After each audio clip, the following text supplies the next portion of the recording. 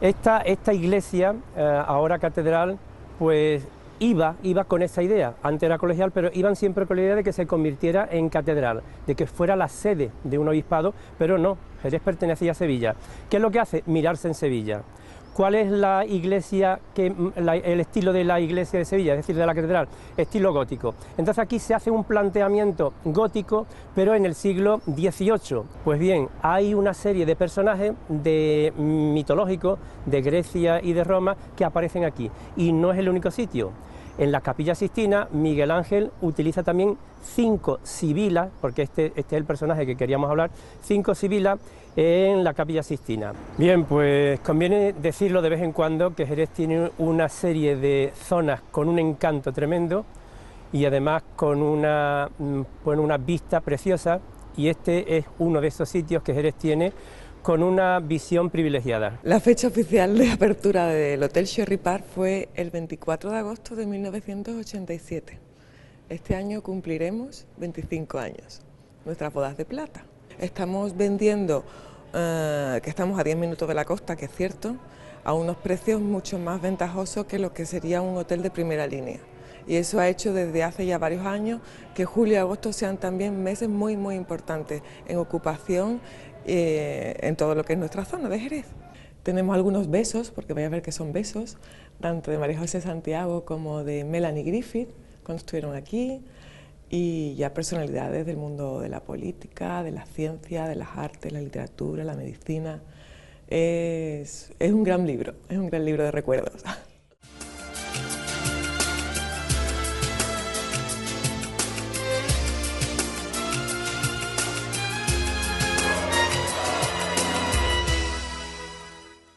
Buenas, miramos Jerez y hoy lo hacemos desde el primer templo de la ciudad.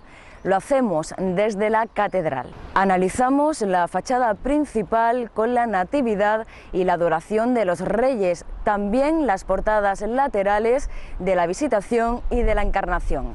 Juan Luis Sánchez Villanueva nos habla de unas figuras que están relacionadas con la mitología y también con la religión. Son las sibilas.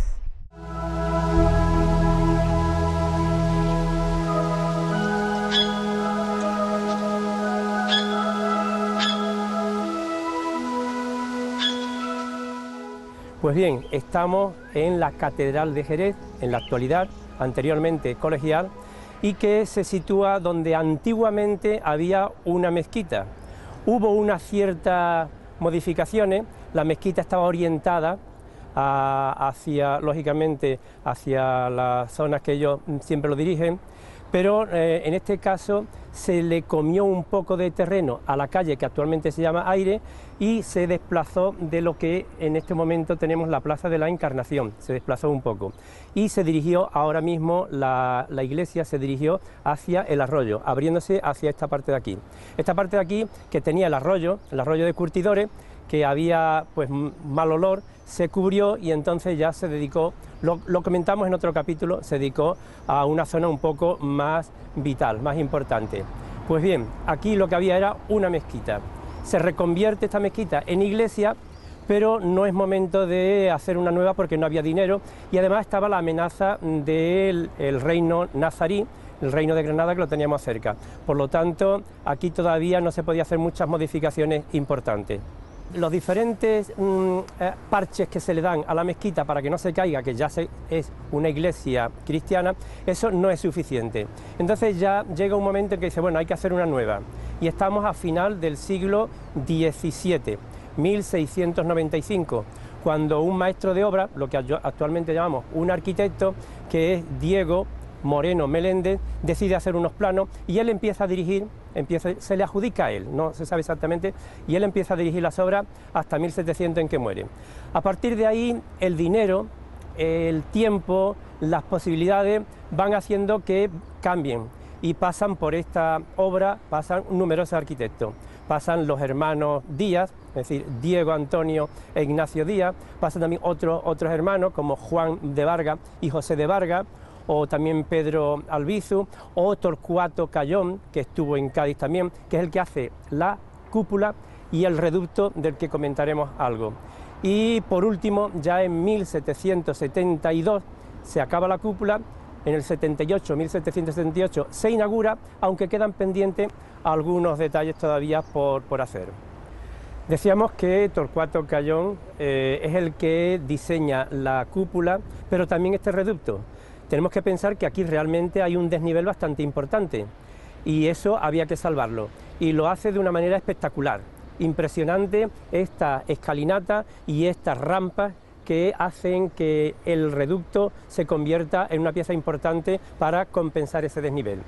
Además sabemos perfectamente cuándo se hizo, porque hay una cartela en una parte de ella, que luego lo veremos, y pone 1764, que es cuando se hizo la parte alta del reducto. La parte baja se hizo un poco antes. Entonces esto pues lo que hace es convertir esta zona en una especie de visión teatral propia del barroco, en el que las plazas se abren. Es una visión nueva del urbanismo, que lo tenemos sobre todo en Italia, donde empieza el barroco, y que aquí adquiere pues una dimensión muy importante. Esta iglesia, ahora catedral, pues iba con esa idea. Antes era colegial, pero iban siempre con la idea de que se convirtiera en catedral, de que fuera la sede de un obispado, pero no, Jerez pertenecía a Sevilla. ¿Qué es lo que hace? Mirarse en Sevilla. ¿Cuál es la iglesia, el estilo de la iglesia de Sevilla, es decir, de la catedral? Estilo gótico. Entonces aquí se hace un planteamiento gótico, pero en el siglo XVIII, por lo tanto no encaja. ¿Qué es lo que se hace? El plano, la estructura es gótica en cuanto a los elementos que vemos, pero realmente es una iglesia barroca, por la época en la que se construye. ¿Qué elementos tiene del gótico? Pues esos arbotantes, esos arcos, medios arcos, que en el gótico sirven de apoyo, de sustento a las bóvedas, pero que aquí no, aquí tienen una función simplemente decorativa. Esos arbotantes se descargan en unos pilares grandes que acaban en unos pináculos, y hay ahí una especie de conexión entre el gótico y el barroco. El barroco lo veremos luego en la fachada, en las portadas, por la profusión de motivos decorativos propios del barroco. Los capítulos anteriores habíamos estado viendo mitología, y ahora ya empezamos con la simbología cristiana, con un templo, el templo más importante en Jerez. Pues bien, hay una serie de personajes mitológicos de Grecia y de Roma que aparecen aquí, y no es el único sitio. En la Capilla Sixtina, Miguel Ángel utiliza también 5 sibilas, porque este es el personaje que queríamos hablar, 5 sibilas en la Capilla Sixtina. Lo que él hace es colocar esas sibilas y debajo simplemente poner el nombre, pero no hay una identificación lógica, porque tampoco hay una idea muy clara de qué función tenía cada una de ellas. Pero explicaremos en general qué es la sibila. La sibila es una mujer joven, entre 15 y 30 años, pero digo joven porque siempre tenía la misma edad, es decir, llega a los 15, 30 años y ahí se mantiene. Era una mujer que tenía una capacidad enorme para ver el futuro. ¿Y dónde está la primera sibila? Pues la primera sibila está en Delfos, en una ciudad de Grecia, bajo el control y bajo la protección del dios Apolo. Esta mujer sibila adivinaba el futuro, y entonces se le adjudica la visión profética del niño Jesús, de Jesucristo, y por lo tanto se le coloca en algunas iglesias. Y más todavía, esta mujer en el oráculo de Delfos pues sufrió el ataque de una serpiente pitón, y el dios Apolo no lo consintió y mató a la serpiente pitón. De ahí que a estas mujeres que adivinan el futuro también se le llaman pitonisa, de Pitón, que adivinan el futuro.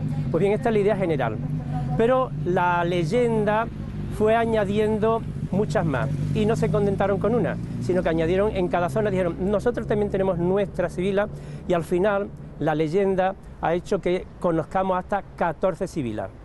De esas 14, 10 están aquí en la catedral nuestra. Aquí tenemos la fachada principal, y en la parte de la derecha tenemos la portada de la Natividad, el nacimiento. Ahí están las figuras de la Virgen, San José y el Niño, y los pastores también. Pues justo encima, en ese frontón, hay 2 figuras que están recostadas y vinculadas, lógicamente, a la Natividad. Pues hay 2 sibilas que tienen una relación directa con la Natividad.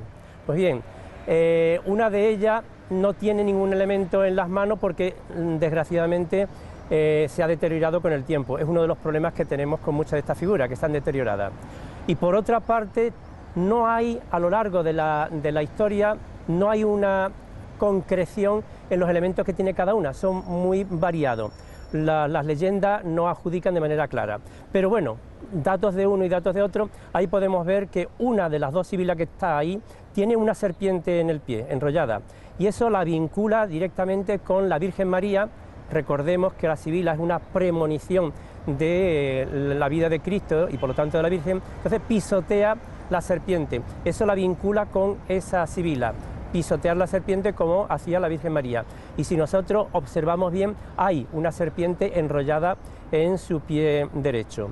La otra tiene un libro, como muchas, Miguel Ángel lo hizo bien, por nada más que puso libro y así no hubo problema. Y con estas dos, una sería pues la sibila que recuerda a la Virgen que pisotea la serpiente, y la otra sibila es la que está vinculada al nacimiento de Cristo. En la parte izquierda tenemos la adoración de los Reyes Magos, y las dos figuras que hay encima pues tampoco tienen los elementos completos, así que hay que recurrir a buscar a ver qué elementos, y notamos que una de ellas tiene una pamela. Pues esa identificación de la pamela es la que podemos decir que tenemos ahí a una de las sibilas. En este caso podría ser la pérsica, y la otra sería la sibila de Tívoli, que hay una historia especial. Esta sibila pues está vinculada a una aparición que tuvo un emperador romano. Él tuvo un sueño con una visión de una iluminación impresionante, y entonces le dicen, bueno, esa visión que tú has tenido en sueño, pues brillantísima, no es ni más ni menos que un niño que será el rey de la humanidad, ese niño que es mucho más importante que tú, será mucho más importante que tú. Y él entonces dice, pues yo le cedo a él la posibilidad de que sea Dios, porque en el Imperio Romano los romanos se podían deificar, se podían convertir en dioses, y él dice, no, no, yo lo dejo porque creo que ese niño será más importante que yo. Y esta es la sibila que tiene esa visión del futuro de ver al Dios niño y como adorado por este emperador. En el centro tenemos otras dos sibilas. Hay una que es muy identificable porque tiene entre sus brazos un pequeño cordero, y eso la vincula tradicionalmente con la Virgen María, que amamanta a su cordero, porque niño es el cordero, luego vendrá de mayor el pastor, el cordero divino, y entonces está aquí relacionado con esta sibila que tiene un cordero. Y la de la derecha pues tiene en su mano un objeto que podría ser pues una fruta y un libro, pero queda ahí. Entonces no hay una identificación mucho más clara. La encarnación o la anunciación a la Virgen María pues tiene encima otras dos sibilas, y estas sí que están un poco más identificables. Una de ellas tiene una espada, la relaciona con la matanza de los inocentes, aunque el tiempo le ha perdido la cabeza, y la otra tiene unas ramas en la mano que podrían ser ramas de olivo de la entrada de Jerusalén y vinculada al Monte de los Olivos. Esas están más identificables. La portada de la visitación de la Virgen a su prima Isabel, ahí tenemos las dos últimas que nos quedan, y como en las anteriores pues hay ciertas dificultades. Tenemos una con una hogaza, un trozo de hogaza de pan en las manos, y la otra pues con un libro, que es lo único que podemos identificar. Pero en general todas las sibilas tienen nombre de zona, y ahí tenemos pues la europea, la de Tívoli, la de Pérsica, la de Samos, son todas ellas nombres de ciudades o de zonas que en aquella época eran importantes. Bien, pues conviene decirlo de vez en cuando que Jerez tiene una serie de zonas con un encanto tremendo, y además con una vista preciosa, y este es uno de esos sitios que Jerez tiene con una visión privilegiada.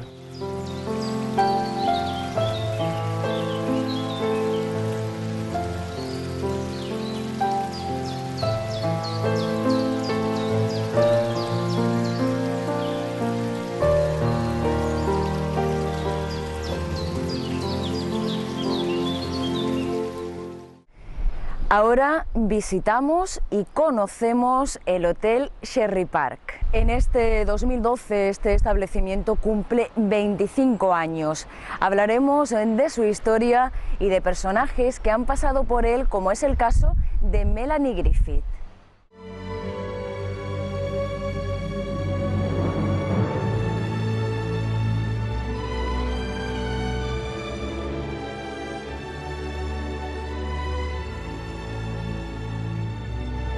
La fecha oficial de apertura del Hotel Sherry Park fue el 24 de agosto de 1987. Este año cumpliremos 25 años, nuestras bodas de plata. Y de cara a este 25 aniversario queremos hacer una campaña publicitaria y de promoción en la cual poder ofrecer a cualquiera de nuestros clientes 25 oportunidades para pasarlo bien en el Hotel Sherry Park. El hotel tiene 174 habitaciones y 5 salas de reuniones y una sala de banquetes. Primero, cuando estuvieron aquí, por lo visto en el año 87, hubo nada más que había un hotel, entonces, que era el Hotel Jerez, y vieron una oportunidad en estos terrenos, en los cuales los primeros propietarios apostaron por ello, les gustó la zona, les gustó el emplazamiento, la ubicación, y si os fijáis, el hotel visto desde arriba es como un caballo. Tiene esa forma curiosa. Después, si queréis, lo podemos ver sobre plano para que todo el mundo lo pueda disfrutar.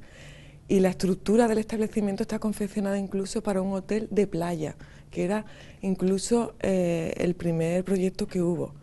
Pero fueron facilidades las que se mostraron por apostar aquí en Jerez, y aquí nos quedamos.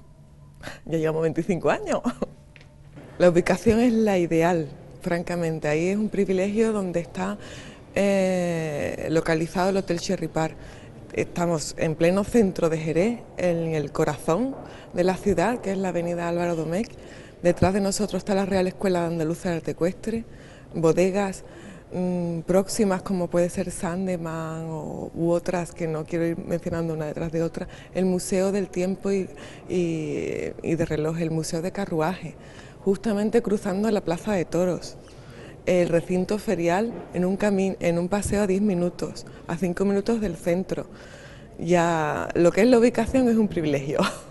Es un estilo joven, dinámico, polivalente y sobre todo capaz de adaptarse a según qué segmento de mercado en el mismo tiempo, mismo lugar y mismo instante.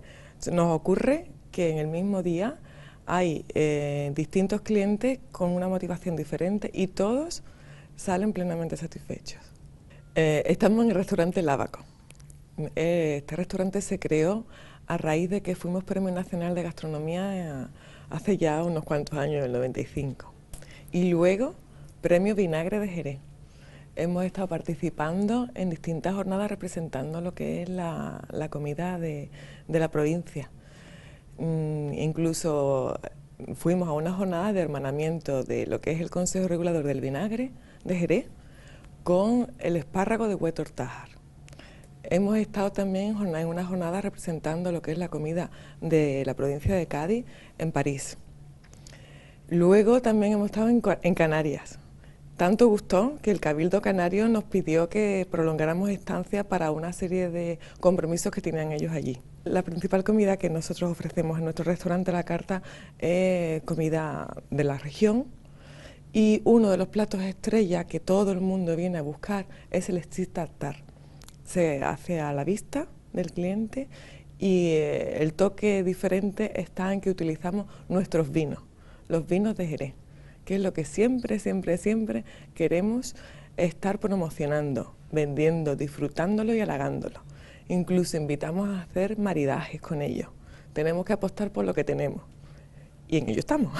Efectivamente, tenemos una clientela muy fiel que vienen buscando ciertos platos, como el que hemos destacado antes del steak tartar, y vienen de distintos puntos de lo que es Andalucía, como Sevilla, de la misma capital de nuestra provincia, de zonas cercanas, buscando única y exclusivamente este plato, y ya de camino viendo cómo les sorprendemos, porque procuramos ir cambiando la carta con cierta asiduidad, y ahora más, con esto del 25 aniversario, queremos lanzar también ofertas con lo que respecta a la carta, pues nuestro gran y prestigioso pintor de Jerez, que fue Paco Toro.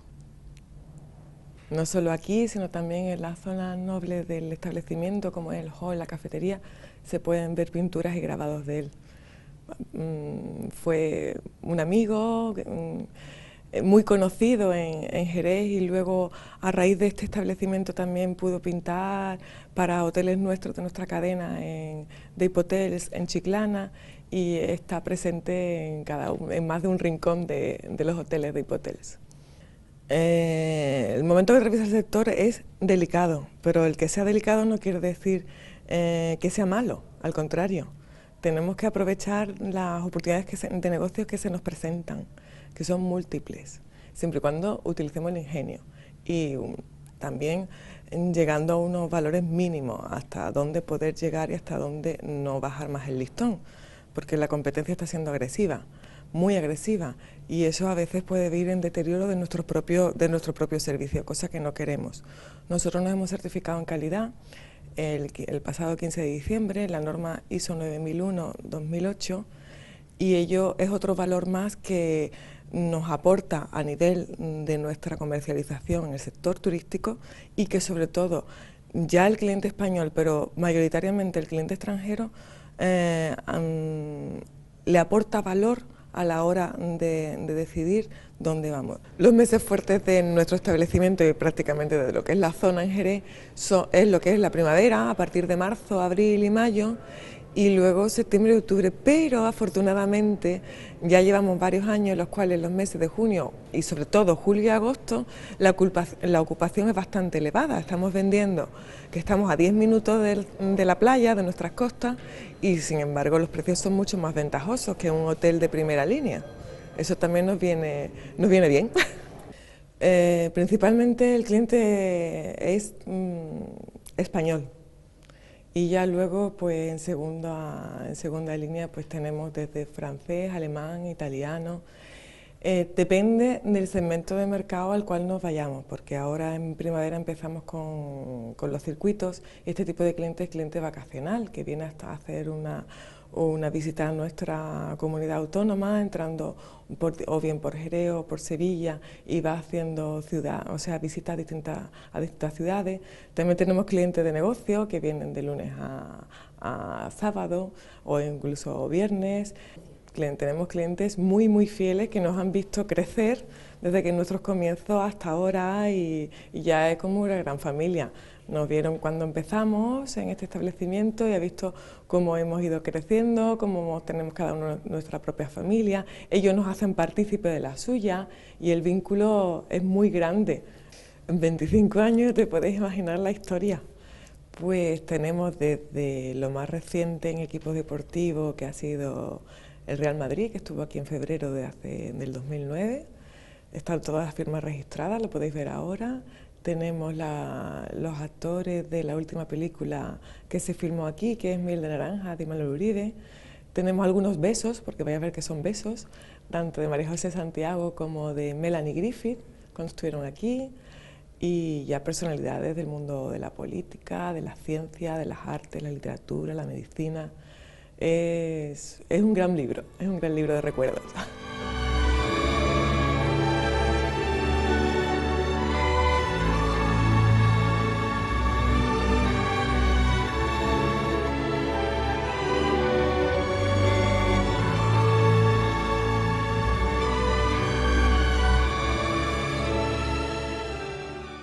Ya terminamos, gracias por su atención y recuerden que la semana que viene volveremos para seguir mirando Jerez.